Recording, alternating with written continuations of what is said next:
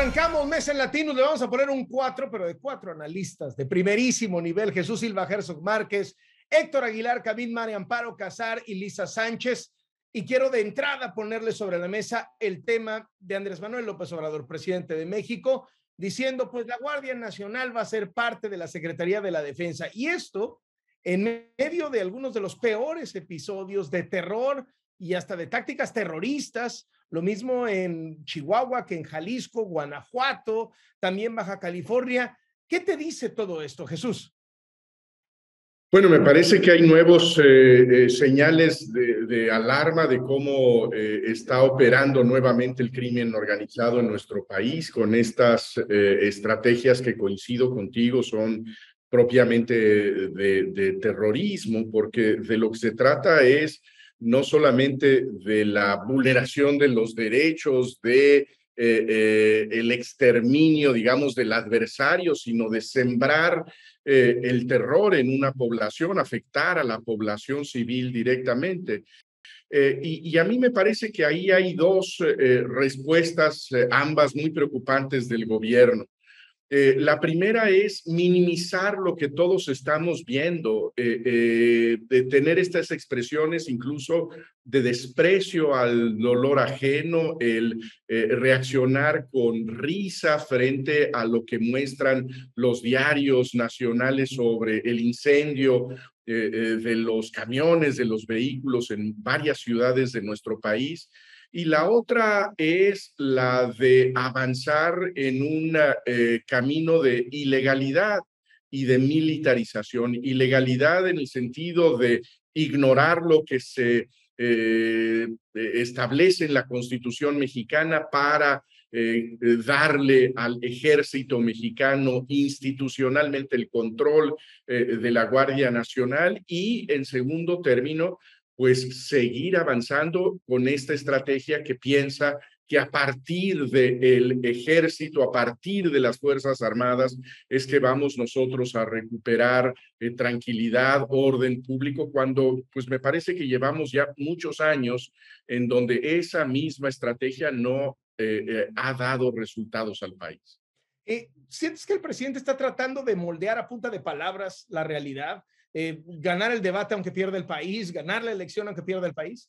Pues me parece que eso ha hecho desde el arranque de su administración. Él está convencido de que su discurso produce realidad, que en la medida en que su retórica niegue lo que nosotros estamos viendo, eso desaparece.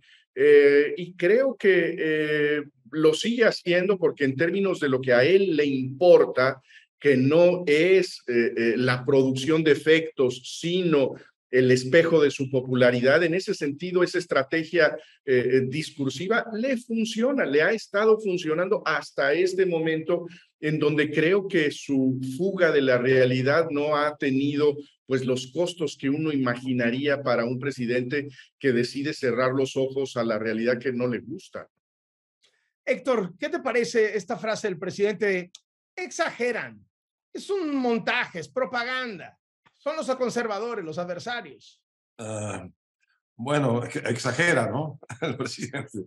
La verdad es que creo que vivimos el momento peor de lo que hemos experimentado en materia de crimen organizado, porque creo que nunca había sido, por un lado, tan impune, por otro lado, tan poderoso, pero por otro lado, tan diversificado. Porque empezamos, si ustedes se acuerdan, con el tema de que esta violencia venía del narcotráfico y venía de las guerras entre las bandas del narcotráfico. De ahí la muy desafortunada hipótesis del presidente Calderón de se están matando entre ellos y por lo tanto de alguna manera hay algo bueno en estas matachinas. Pero lo que estamos viendo ahora es que el narcotráfico ya no solo no es la única fuente, sino quizá ya no es ni siquiera la más importante. Porque lo que estamos viendo es una expansión tremenda de la captura territorial mediante el derecho de piso de una enorme cantidad de organizaciones criminales que tienen o pueden no tener nada que ver con el narcotráfico. El huachicol se volvió un negocio impresionante. La trata de blancas y la trata de migrantes es otro gigantesco negocio ilegal. Y a donde tú vas, estado por estado, encuentras que en Chihuahua, bueno, hay un asunto con la madera y no tiene que ver con el narcotráfico. Y si vas a Michoacán, pues tiene el negocio de el aguacate, y si vas a Nayarit, pues el del limón, y en Michoacán el puerto, las truchas que te conduce a las metanfetaminas, pero también te conduce al contrabando o al robo de metales. Y si vas a Guerrero, entonces hay el tema del monopolio del mercado del pollo. Entonces, esa diversidad yo creo que no la habíamos visto nunca, y de todo eso se deriva lo peor que puede pasarle a una sociedad, que es quedar en manos de algunas de estas ramificaciones del crimen organizado. Y frente a esto, el gobierno lo que hace es auténticamente mirar a otra parte, de hacer como que esto no existe, cuando existe más que nunca y más encarnizadamente en la vida de la sociedad. Esto de que pasamos de pronto a que se matan entre ellos, a que empiezan a matar gente y a incendiar el Oxxo donde está el dependiente y donde está el cliente, eso es un umbral tras otro que se va saltando de lo que yo creo que es realmente el peor momento de la violencia que hemos vivido en México. ¿Es terrorismo esto? No sé si tanto, no sé qué opina María Amparo, de Lisa. ¿Terrorismo en el sentido de Al-Qaeda? No. No. Terrorismo en el sentido de que aterroriza a la gente. Bueno, ¿a qué extremo que estábamos viendo en la televisión, en los noticieros ayer, a unas maestras haciendo simulacros con sus niñitos de kinder, cantando canciones, todos pecho tierra, como aprendiendo lo que tendrían que hacer y cómo mantenerse serenos en caso de que hubiera una balacera que arrasara la escuela? Entonces, en ese sentido sí hay terror, digamos. Ahora les preguntaré a María Amparo y a Lisa sobre este asunto. Antes una cosa, Héctor, tú has estudiado mucho cómo han enfrentado los últimos presidentes, particularmente este crecimiento de la violencia, Calderón, Peña Nieto, López Obrador. Lo que hemos visto últimamente es el envío de cientos, si no es que miles de soldados, de guardias nacionales a los lugares que son foco rojo, ¿no? Como para apagar el incendio. En ese sentido, la estrategia es un poco la misma, la estrategia de López Obrador relacionada con la de Peña, relacionada con la de Calderón, que siempre que había una bronca en un estado, lo primero que hacían, ahí te van 800, ahí te van 1200, ahí te van 1500 soldados, 1500 guardias, policías, etcétera. Bueno, es lo que pasa y lo que ha pasado, pero en este gobierno hay además una voluntad enfáticamente declarada de no confrontarse violentamente con los cárteles. Y por otro lado, parece tener una presión muy fuerte de parte de Estados Unidos o de algunas realidades locales, y tiene que actuar. Pero el asunto aquí está en que el ejército puede llegar a Chihuahua después de que matan a los jesuitas y la cosa se calma hasta que el ejército sale de ahí. Y esa sí es la historia que hemos visto desde la primera intervención del ejército. Entra, aseguran, matan, capturan, pacifican y se van, y en cuanto se van, vuelve de cualquier modo el asunto. Entonces, es una estrategia que no ha conducido más que a agravar y a diversificar, que eso me parece muy importante, a diversificar las redes del crimen organizado profesional.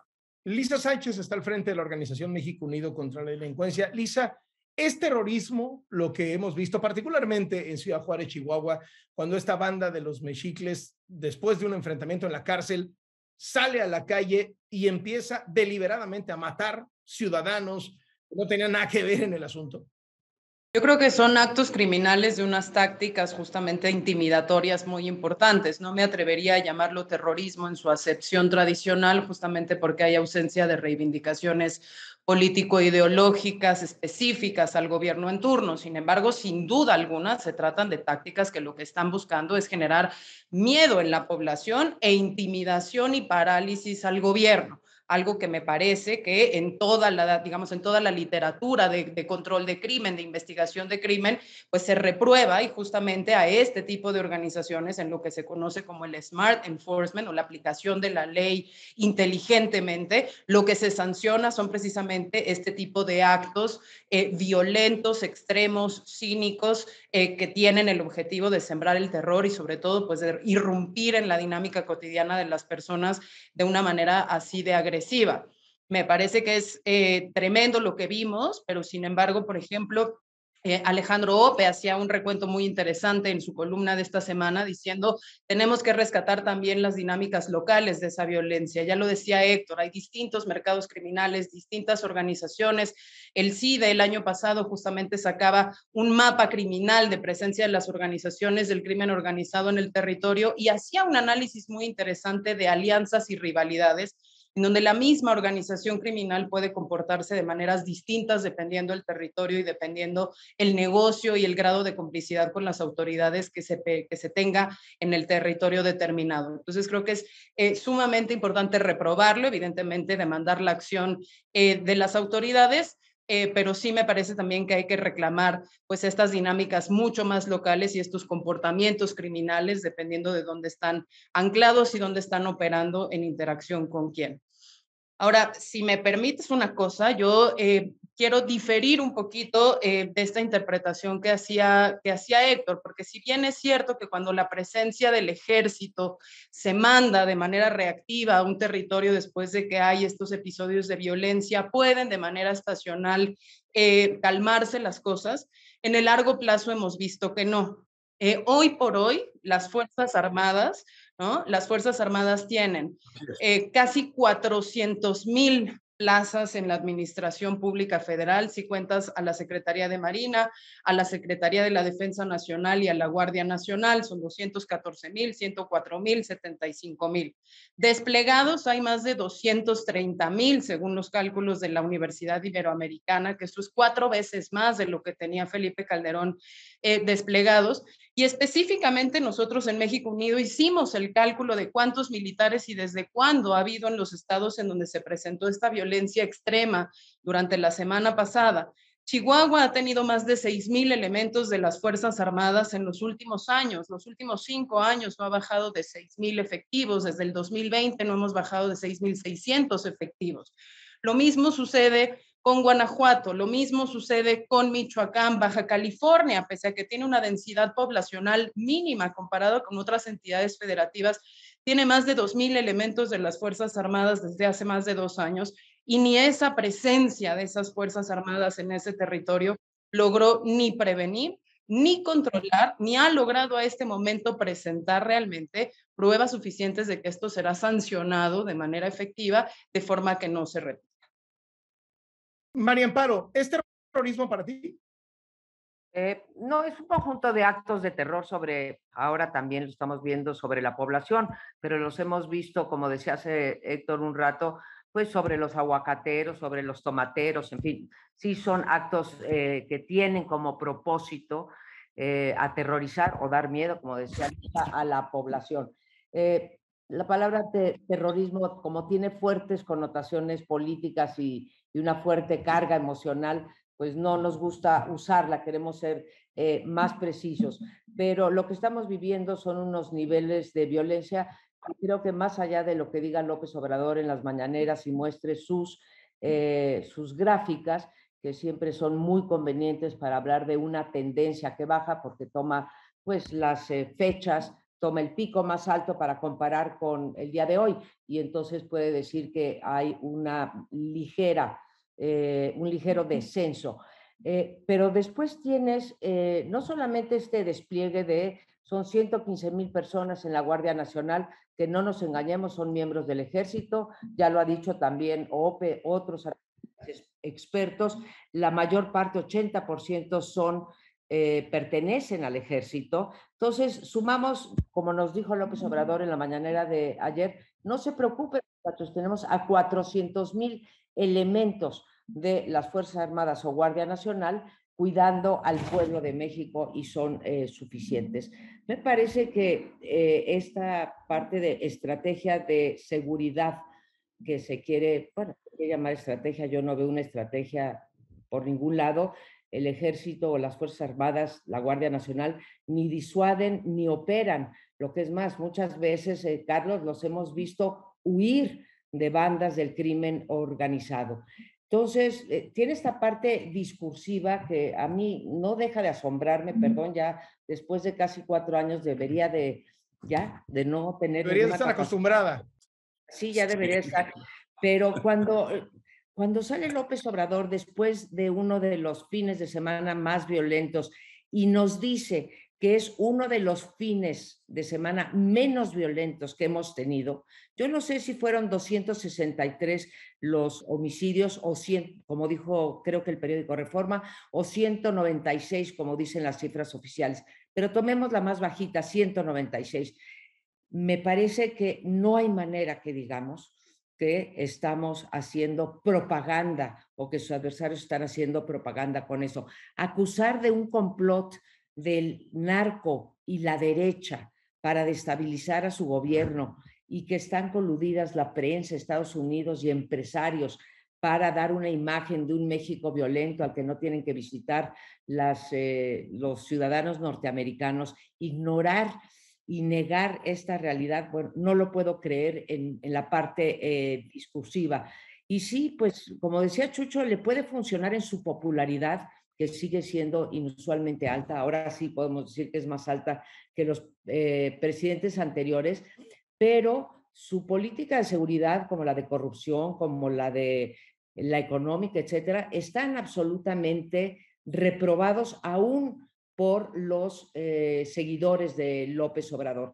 Y me sorprende, se hizo mucho ruido en las redes, y con toda razón, por la declaración de la alcaldesa de que, pues, que paguen su derecho de piso, que paguen este fin de semana sus deudas, pero hubo otra muy similar de López Obrador cuando dijo también él, y estoy citando, bueno, dense cuenta que cuando hay una plaza controlada por un solo cártel, entonces estamos en paz. Me parece eso en boca del presidente, no sé a ustedes, pero una barbaridad. Esa es la parte discursiva y luego está la parte política en donde vemos que estamos o bien en manos del crimen organizado o bien vamos a estar en manos del ejército que supuestamente nos está protegiendo. Y finalmente, pues la parte legal. Yo no sé, realmente no tengo una explicación, lo confieso, a por qué, si ya estaba aceptada la Guardia Nacional con el transitorio de que hasta el 2024, ¿por qué hacer una bravata? Y cuando a todos nos queda claro que el artículo 21 constitucional dice que la seguridad pública estará depositada en un cuerpo civil, denominado Guardia Nacional y todo lo que quieran, pero en un cuerpo civil, pues no. No solamente ya había logrado que no fuera un cuerpo civil, sino ahora lo quiere poner en la ley, no lo puede poner en la Constitución, pero en la ley, y si no le alcanza la ley, en un decreto o en un acuerdo. Creo que lo político, lo discursivo y lo legal estamos en serios problemas, Carlos. Jesús, te pregunto a partir de esto que dice María Amparo, ¿cómo se posiciona López Obrador frente a este desafío de seguridad? Por un lado, no está resuelto y las cifras en general pues están en récords históricos. Dos, la coyuntura es particularmente sangrienta, ¿no? Pues estos 200, 260 asesinatos, más Ciudad Juárez, Jalisco, más Baja California, más Guanajuato, etcétera. Y tercero, en ese mismo sentido, su decisión sobre la Guardia Nacional. ¿Detectas alguna estrategia del presidente ahí atrás? ¿Tiene lógica que el presidente se enfrasque en decir, no es para tanto? Porque una cosa es debatir sobre si va o no a funcionar un aeropuerto. Una cosa es debatir si va o no a refinar una refinería. Pero otra cosa a lo mejor es decirle a la gente que sus muertos no son muertos de verdad y que el miedo que tienen no es de verdad y que cuando lo asaltan no es de verdad. Es decir, no sé si es demasiado arriesgada la declaración en términos políticos. Está corriendo a lo mejor demasiados riesgos hasta electorales. No sé cómo lo ves. Pues sí, me parece que llama mucho la atención esta obstinación para negar lo que es evidente, lo que es visible, el terror que se causó en todas estas ciudades durante horas larguísimas. De lo que tengo la impresión, Carlos, es que en estos momentos no hay la menor disposición para cualquier espacio para reconsiderar este discurso.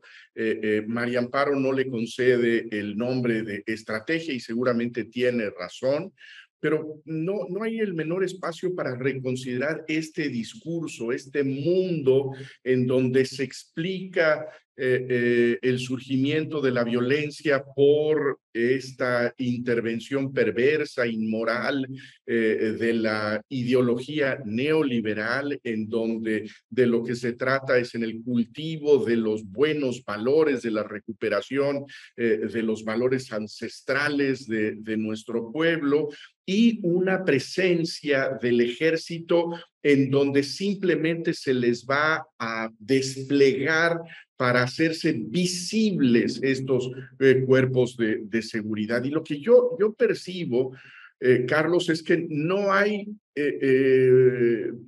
mayor opción en este momento para el presidente de la República que seguir con este discurso político en donde si hay algún hecho de violencia como el que vimos tan traumáticamente este fin de semana, pues su reflejo natural es asociar a estos conspiradores de la derecha con los criminales que ya parecen los títeres de estos opositores que no tienen mayor remedio que tratar de generar la falsa impresión de que en este país tan contento hay problemas, ¿no? Entonces, yo creo que lo que vemos es a este presidente obsesionado con seguir con la misma ruta trazada, sin ninguna intención de revisar ni en los márgenes esa perspectiva, independientemente de que lo que veamos es un país en llamas, literalmente. Jesús, digamos, esta obstinación del presidente, ¿le puede costar electoralmente o en realidad no hay visos de que le cueste mentir, le cueste negar la realidad y va en caballo de Hacienda, en popularidad, en el Estado de México, en la sucesión presidencial? Pues mira, me parece que habrá que verlo en los compromisos electorales próximos. Habrá que ver qué efecto tiene ya después de todos estos años este discurso que podemos ver en mucho se aparta de la experiencia cotidiana de la gente. No solamente este discurso, sino yo insistiría en una de las prendas políticas que parecían muy valiosas de un presidente sensible, de un presidente próximo. Cuando uno ve a un presidente que suelta la risa ante las imágenes de la muerte, las imágenes que provocan la muerte de niños en nuestro país, pues me parece que ahí sí hay una quiebra que pensaría yo que tendría implicaciones electorales. Pero eso es lo que pienso yo. No encuentro tampoco muchas evidencias de que haya electores que se estén cobrando esa distancia, esa insensibilidad, esa obstinación ciega del presidente. Héctor, sobre esto mismo. Me da la impresión a veces de que nos da miedo sacar las conclusiones de lo que estamos viendo. Esto cuando dice María Amparo de que no deja de sorprendernos el presidente con lo que dice. La verdad es que uno tendría que concluir de lo que el presidente dice que él está cómodo con la idea de que haya un estado criminal paralelo en México. Que eso a él le parece en cierto modo, una solución, como lo revela su dicho de que las zonas que están capturadas están en paz.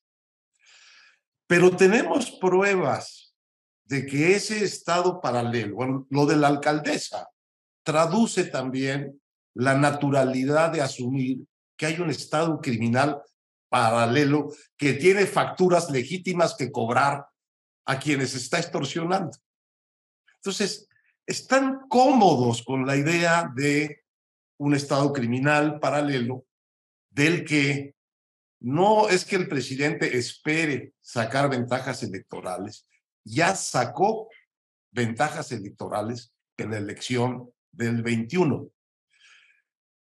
El PRI, el PAN y el PRD hicieron un informe que presentaron muy amplio de toda la intervención del crimen organizado en la elección del 21.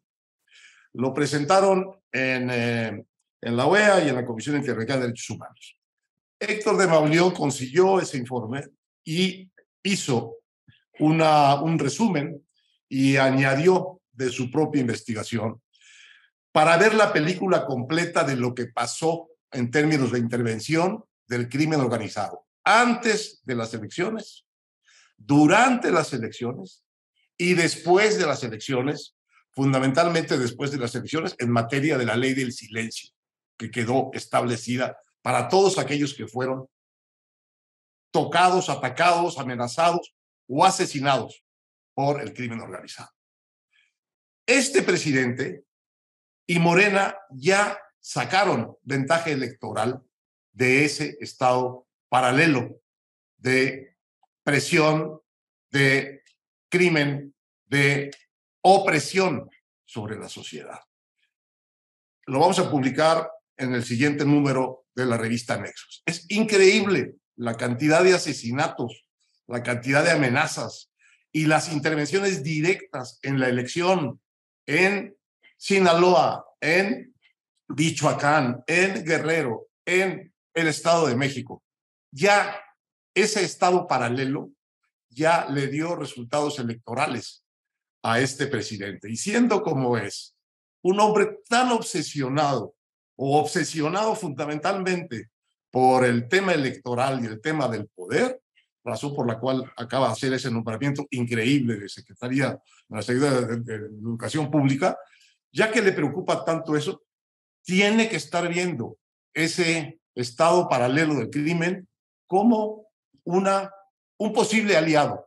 Y les ha dado trato de aliados políticos en distintos momentos, en sus discursos, en su propio discurso, al cártel de Sinaloa, a los delincuentes que también son seres humanos, etc.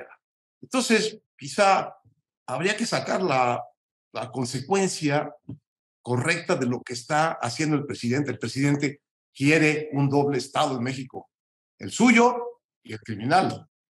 Ahora, sobre esto, Héctor, y les preguntaré lo mismo a María Amparo y a Lisa. Por un lado tienes este estado criminal del que hablas, pero por otro lado tienes este estado hipermilitarizado, con más de 200 funciones entregadas a los militares y ahora ya, para citar al propio presidente, fuera máscaras, arroja a la basura su eterna promesa de campaña de ir sustituyendo a los militares de la lucha por la seguridad pública, por una policía. No, lo olvida y dice, los quiero como parte del ejército y además hasta después de que yo me vaya. ¿Qué se está configurando aquí? Les pregunto en la mesa, y si quieres empiezo contigo, doctor, dado que lo empujaste el tema así. ¿Qué se está configurando con este estado paralelo del narcotráfico, este estado hipermilitarizado y un presidente ya tomando decisiones más allá de su mandato?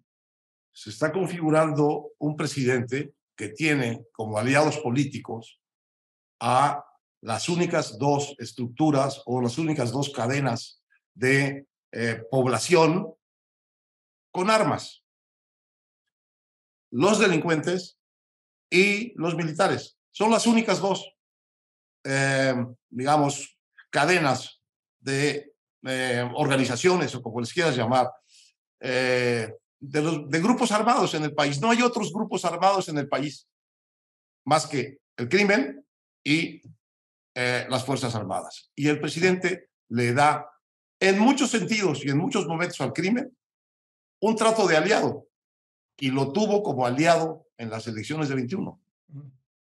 María Amparo, en vez de echarlos a pelear, los pone al mismo lado. Los ponen el mismo lado. Yo creo que ahí sí hubo una estrategia, Chucho, no una estrategia en contra del crimen organizado, pero la estrategia de meter al ejército, a la administración pública y te diría que hasta la política, ahí sí hubo una estrategia. Fue una cosa bien pensada. Yo voy a necesitar aliados en el 24 y voy a tener por lo pronto a este aliado. No sé si al aliado llamado Fuerzas Armadas.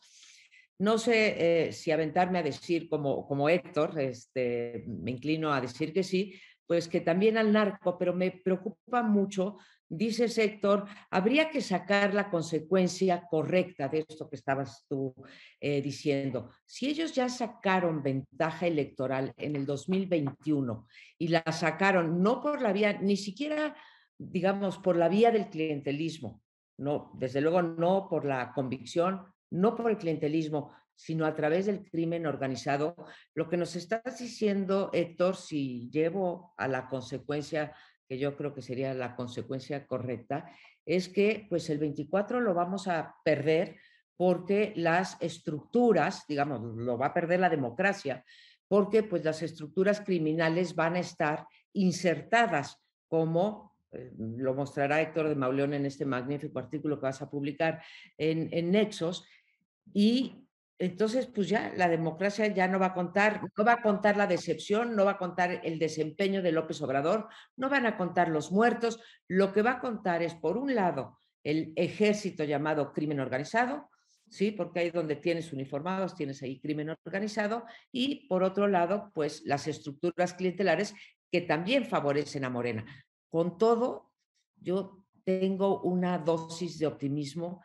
Yo creo que nada es para siempre. Esta idea equivocada de López Obrador, que quiere hacer otro acuerdazo, o quiere cambiar la Constitución que no le alcanza, o quiere cambiar la ley para que la Guardia Nacional, como un cuerpo no civil, perdure más allá del sexenio, yo le diría, señor presidente, está usted absolutamente equivocado. Y si no, todos los presidentes han pensado así, pero si no, acuérdese usted de López Portillo nacionalizando la banca y después Salinas privatizando la banca, ¿sí? Y acuérdese usted de bueno, pues la cantidad de ejemplos que tenemos de presidentes que dijeron, bueno, Peña Nieto, ahí está mi reforma energética constitucional y mi reforma educativa también constitucional, y hoy no queda ni remedio de esas dos reformas constitucionales. O ahí está la Fiscalía Autónoma en 2014 y no llegó a nada. Nada es para siempre y esa es mi esperanza si es que la democracia perdura.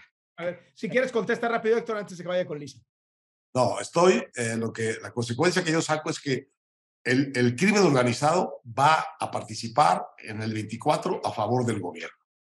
Eso no quiere decir que va a ganar el gobierno, porque la intervención que puede tener el crimen organizado es marginal.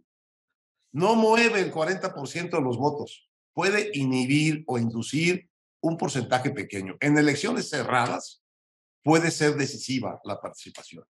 Pero yo creo que cuando están las urnas abiertas y en el estado en que está el país, urgido de una nueva manera de ser conducido, me parece a mí que está perfectamente abierta la posibilidad de que incluso con la intromisión del crimen organizado, que repito, no es total, es específica, es marginal, los electores puedan libremente cambiar de gobierno.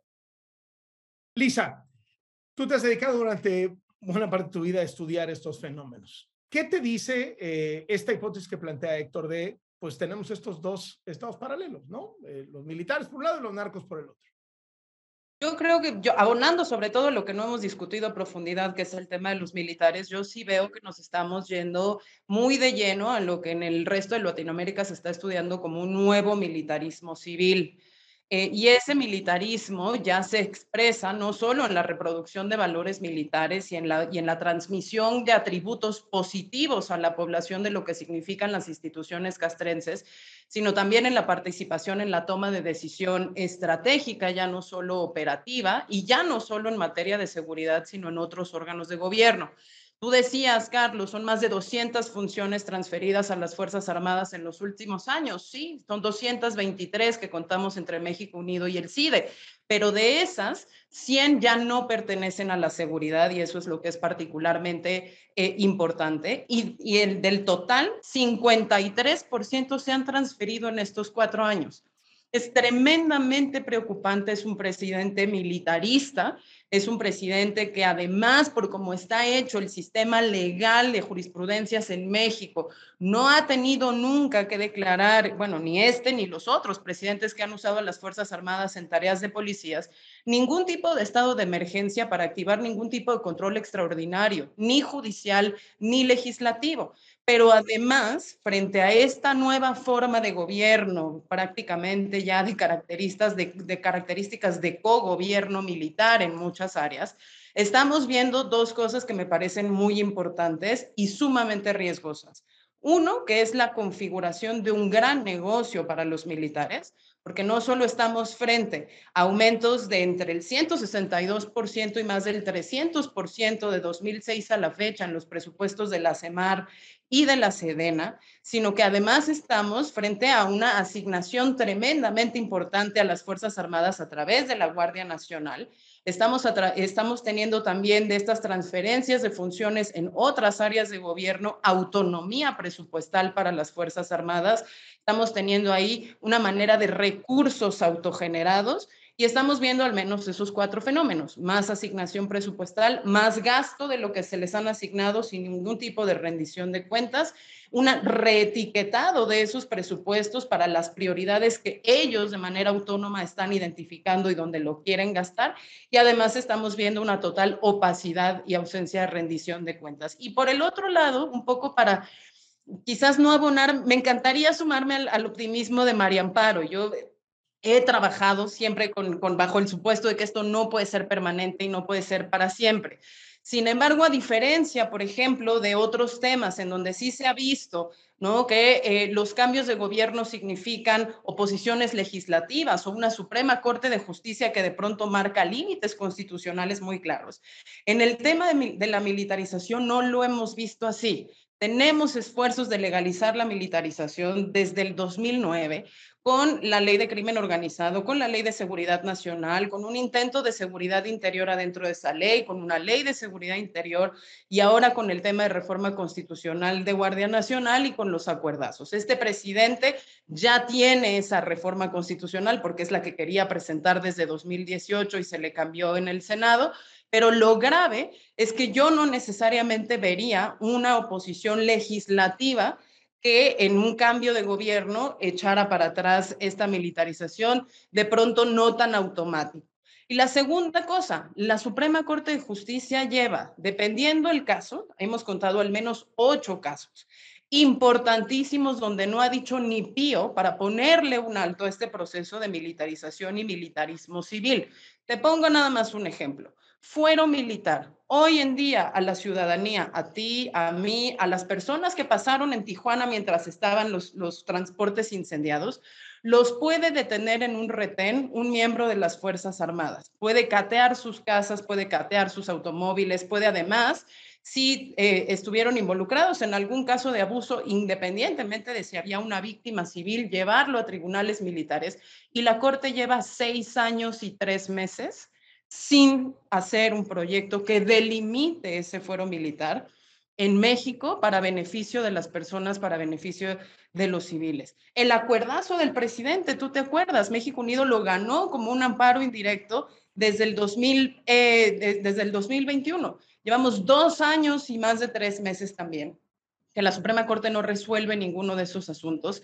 Y así se ha hecho el análisis, ¿no?, de cómo es un retraso que no es producto del azar, que no es producto de la carga de trabajo de nuestro máximo tribunal y que sí está profundamente relacionado con la temática. No quieren tratar el tema de la militarización Y lo peligroso aquí es que si al presidente de pronto, mágicamente, yo tampoco creo que en esta legislatura le den los números para una reforma constitucional, pero si se le dieran, esa nueva reforma constitucional dejaría sin materia todos aquellos amparos, todas aquellas controversias constitucionales, esas acciones de inconstitucionalidad que se promovieron desde minorías legislativas, desde estados y municipios, y que la Corte no ha resuelto. Me parece que hoy en día, pues sí estamos frente a este riesgo de intervención criminal en la democracia, pero también de debilitación de la democracia por la vía de esa militarización, con instituciones que no están cumpliendo hoy en día su rol de vigilantes de la ley y de los derechos de las personas. Lisa, ¿te imaginas que el próximo gobierno va a perder mando frente al ejército? Es decir, el ejército va a llegar frente al próximo gobierno federal, quien sea que lo encabece, con una posición mucho más fuerte, porque hay de aquel que se atreva a quitarle funciones, a quitarle presupuesto, a quitarle contratos, porque hoy por hoy son la empresa constructora más importante del país. Es decir, y ya se tienen que sentar a negociar, no necesariamente a ordenar los que sean del próximo gobierno, o sea, que pierdan mando frente al ejército por este poder que ha adquirido. Yo creo que el riesgo es cada vez mayor, pero además me atrevería a decir otra cosa que es todavía más bárbara, Carlos. Yo creo que hoy en día quienes están gobernando a nivel federal, a nivel estatal y a nivel municipal ya perdieron en muchos asuntos mando y control de la función de seguridad pública, al menos, que es una función y responsabilidad irrenunciable de los tres órganos de gobierno. Ya la perdieron y lo demostramos en ese inventario nacional de lo militarizado, porque ahí vemos cuántos estados han firmado convenios bilaterales con las Fuerzas Armadas o la Guardia Nacional, entregando porciones importantes de su presupuesto, pero también entregando la conducción operativa y estratégica de un montón de cosas. Te pongo otro ejemplo nada más para a nuestros televidentes les quede claro. Hoy en día el secretario de Comunicaciones, Infraestructura y Transportes ya perdió 1/3 de su mandato porque las comunicaciones marítimas ya las tiene la Sedena por completo. Hoy en día la Secretaría de Hacienda ya perdió parte de las funciones que hacía porque de facto hay más de 20 nombramientos en aduanas, ¿no? Algo que controlaba el Servicio de Administración Tributaria, que son militares en activo o en retiro, y Causa en Común documentaba más decenas de nombramientos de militares en instituciones que nada tienen que ver con la seguridad, como por ejemplo el Instituto Mexicano del Seguro Social. Un último dato para que nos vayamos sumamente preocupadas, lo calcula Intersecta. La Sedena hoy en día tiene más plazas en el gobierno federal que cualquier otra dependencia, y la única dependencia que tiene más plazas en el gobierno federal es el Instituto Mexicano del Seguro Social. Solo tenemos más miembros del IMSS que soldados en este país. ¿Por qué no tenemos el mismo número de maestros? ¿Por qué no tenemos el mismo número de burócratas dedicados a esto? El mismo número de investigadores, el mismo número de expertos forenses en un país de más de 100,000 desaparecidos. ¿A qué te apunta esto, Jesús? ¿Hacia dónde está conduciendo López Obrador entre estos efectos de sus decisiones, de su planeación, y estos efectos y estos golpes de la realidad? Bueno, creo que la gran ambición del presidente López Obrador es hacer irreversible su, entre comillas, transformación. Y en ese sentido sustraerlo del debate democrático, de la discusión pública y de lo que vayan decidiendo a lo largo de los años los electores, que bien pudieran cambiar de opinión en las próximas votaciones, pero que tendrían ya mucho menos frente a lo cual decidir. Lo que decía María Amparo hace un momento sobre esta ilusión de la permanencia de las decisiones de nuestros presidentes, yo creo que es clarísimo que todas estas expectativas de que se iba a fijar un cambio político muy perdurable a través del cambio constitucional, bueno, todas esas ilusiones se han ido cayendo. Tanto el último impulso, digamos, estatista con López Portillo, como las reformas liberales posteriores se han ido desplomando. Pero había en todas ellas una apuesta de que lo que hacía perdurable ese cambio político era pues que estaba en una ley superior, que estaba en la Constitución mexicana. Ahora me parece que la apuesta del presidente López Obrador es que los cambios que él encabeza son irreversibles porque hay un beneficiario concreto y un garante de esos cambios que son los soldados mexicanos, y en ese sentido, ¿quién será el valiente posteriormente para encarar al ejército mexicano para modificar sus reformas? En ese sentido, pues creo que es una vía militarista para hacer irreversible un cambio político como el que encabeza el presidente López Obrador. Pero un cambio político, digamos, que retrocede en términos de democracia. A mí me parece que por supuesto que es un retroceso el hecho de que se sustraiga por esta vía de la discusión pública, de lo que está abierto a la reforma, todos estos asuntos. Lo que nos cuenta Lisa, pues me parece que es espeluznante y llama la atención, creo, a un asunto al que deberíamos atender mucho más cercanamente, que es este silencio terrible, cómplice, podríamos decir, de la Suprema Corte de Justicia con este proceso de militarización en el país. Héctor. Lo que dice Elisa es puesto todo junto, tan espeluznante como lo que dice de Mauleón de la intervención criminal en las elecciones, pero tiene una profundidad mucho mayor por su carácter institucional y por el tamaño de la transferencia, por el tamaño de la cooptación monetaria que hay aquí.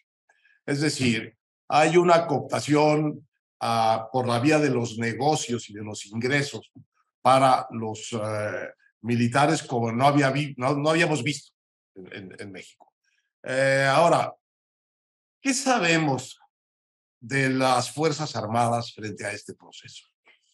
¿Estamos tan seguros de que están de acuerdo en ser parte de esta militarización de México? ¿Están, digamos, tan decididos a quedarse con todo lo que les ha dado López Obrador que no sea posible negociar con ellas, con las Fuerzas Armadas, en el siguiente gobierno, una vuelta a la normalidad de sus tareas y una vuelta también a la especificidad de sus tareas? Porque al mismo tiempo que se les está dando todo este espacio del Estado, la verdad es que los militares en sus tareas propiamente tales no hacen un café, se equivocan a cada rato, no tienen el control territorial que deberían de tener con todos estos efectivos. Ahí están, pero no tienen ninguna consecuencia. De manera que son unas Fuerzas Armadas que se están inflando como con Royal, con canonjías reales, pero al mismo tiempo están desdibujándose por completo como órganos, como corporaciones militares. Entonces, yo no sé si todo esto no esté provocando dentro de las corporaciones una crisis institucional de ambición, de corrupción, de inconformidad, de insatisfacción, de desconcierto respecto de su lugar en la vida pública del país. Me parece que el presidente López Obrador en esto es de una irresponsabilidad mayúscula. Está tocando el corazón de la estabilidad del país sin tener tampoco aquí una idea clara de qué quiere, a menos que saquemos las consecuencias que estamos sacando. ¿Quiere un gobierno militar que lo mantenga él en el poder? Esa es la consecuencia que tenemos que sacar. Haya o no haya elecciones, él va a seguir presidiendo esto con el apoyo de las Fuerzas Armadas legales y de las Fuerzas Armadas ilegales del país. Esa es la conclusión a la que debemos llegar. Me parece que podríamos llegarla y ahí solo para rebajarla. Oye, pero la verdad es que creo que no sabe. ¿Realmente crees, Héctor, que tenga ese apetito el presidente? Mira, es que uno va sumando 2 más 2 son 4, más 2 son 6. Y la verdad, o no tiene sentido, y dices, bueno, ¿qué le pasa? O el sentido que tiene es así de descabellado y de alarmante. ¿Lo ves con ese apetito, Jesús? ¿Con el apetito de usar al ejército y al narco para permanecer en el poder? Me parece que son efectivamente sus aliados políticos y son también sus aliados electorales. Me parece que no hay en su biografía política ninguna evidencia de que esté preparado para reconocer resultados adversos que siempre considera ilegítimos.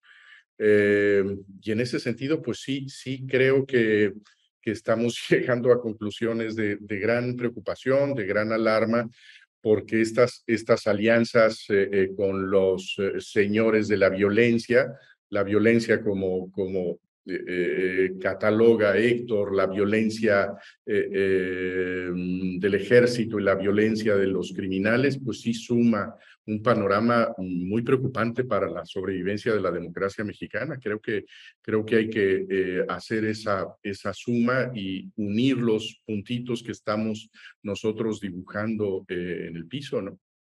¿Ves al presidente con esa intención, María Amparo?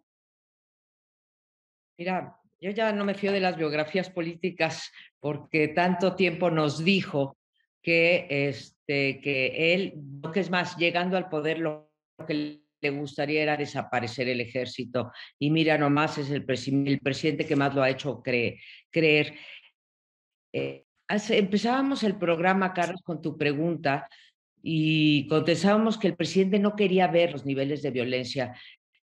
A lo mejor, como dice ahora Héctor, tampoco nosotros queremos ver cómo se cierne peligros muy, muy graves y queremos decir, no hay manera de que se quiere quedar este señor. Yo siempre he dicho que no se quiere reelegir, pero cuando me dice Héctor, 2 más 2 son 4 y luego 4 más 4 son 8 y así vamos sumando lo que escribimos todos los que estamos aquí, algunos todos los días, otros por semana, creo que no queremos ver. Para mí, el clavo caliente del que me quiero aferrar es que perdure la democracia. Y si bien soy optimista, también tengo mis puntos que no quiero cegarme. Tenemos en abril del año que viene un evento crucial. Bueno, el primero que tenemos desde luego es pues quién va a ser el presidente de la Suprema Corte de Justicia. Lisa, yo espero que con el cambio del presidente de Suprema Corte de Justicia, porque sí tiene poder para fijar la agenda y decir qué entra, qué sale, cuándo se discute, en qué turnos, etcétera, etcétera. Entonces, que cuando tengamos otro presidente de la Suprema Corte de Justicia, podamos ir rebajando estos 39 meses a 36, etcétera, etcétera, y tocar los puntos centrales. El otro evento que viene y del que me quiero agarrar es el nombramiento de 4 consejeros del INE. Yo no sé, no está todavía en la agenda pública, pero en abril tendremos ese proceso y va a ser un proceso central para la democracia, porque ya si nos vamos más adelante, ¿qué pasa si en una eventual empate casi técnico en las elecciones, digamos que gane la oposición por 2 o 3 puntos, va a reconocer Morena, va a entregar la presidencia o no la va a entregar? Así que a mí me parece que lo principal, el valor a tutelar ahorita en los próximos meses, es cuidar los procesos democráticos o los procesos tendientes a la elección del 2024. De eso va a depender, coincidiendo con ustedes, no lo pusieron así, lo pongo yo, el peor error de López Obrador fue haber movido esa pieza del rompecabezas que es el sistema político mexicano, que son las Fuerzas Armadas. No había necesidad de hacerlo, lo movió y va a meter a la sociedad y al próximo presidente o presidenta en un gran problema para regresarlos, como se decía antes, a los cuarteles. Lisa, cerramos contigo. Pues a mí el miedo más terrible que me da no es si Andrés Manuel López Obrador se queda en la presidencia o no. Yo coincido con María Amparo que no necesariamente lo veo quedándose. El terror que a mí me da es que el régimen que se está construyendo de cogobierno con los militares permanezca en la ley, quede inscrito en la Constitución y tengamos autoridades y liderazgos políticos miopes, con atrofias, con miedos, incapaces de poder hacer no solo, ¿no?, ese retorno a la legalidad, esa valía del Estado de Derecho, esa defensa de la Constitución, sino también lo que nos ha faltado hacer desde que el régimen político mexicano se creó, que es una reforma democrática en las Fuerzas Armadas. Nunca han dejado de ser actor político, quizás estuvieron de alguna manera más enraizados en lo local, más encapsulados, de alguna manera más contenidos, no tenían tanta presencia pública, tanto simbolismo, pero sí me parece que quien reciba las riendas de los próximos gobiernos tendrá que tomar este toro por los cuernos y hacer esa reforma. Tú preguntabas, Carlos, retrocesos democráticos, sí, muchos, muy claros. Ausencia de transparencia, ausencia de rendición de cuentas, ya no hay necesidad de pasar por el Congreso para hacerse de dinero, hay control operativo, táctico, estratégico de ciertas carteras en lo local, en lo federal, hay un interés creado por mantener pues ese nivel de privilegios y además ese nivel de canonjías de presupuestos. Sí me parece que el peligro de largo plazo pues es que nos tardemos muchas generaciones y que no alcancemos a ver los que estamos aquí una democracia civil capaz y suficiente de entregarle seguridad y desarrollo a sus ciudadanos. Lisa Sánchez, María Amparo Casar. Héctor, ¿querías decir algo? Le digo a Lisa que ella lo va a ver. Ay, ojalá. Que así sea. Yo quién sabe, pero ella sí. Lisa Sánchez, María Amparo Casar, Héctor Aguilar Camín y Jesús Silva Herzog Márquez. Les agradezco muchísimo por esta mesa en Latinos. Gracias a ti, Carlos. Gracias. Gracias, Carlos. Nos vemos. Hasta luego. Gracias.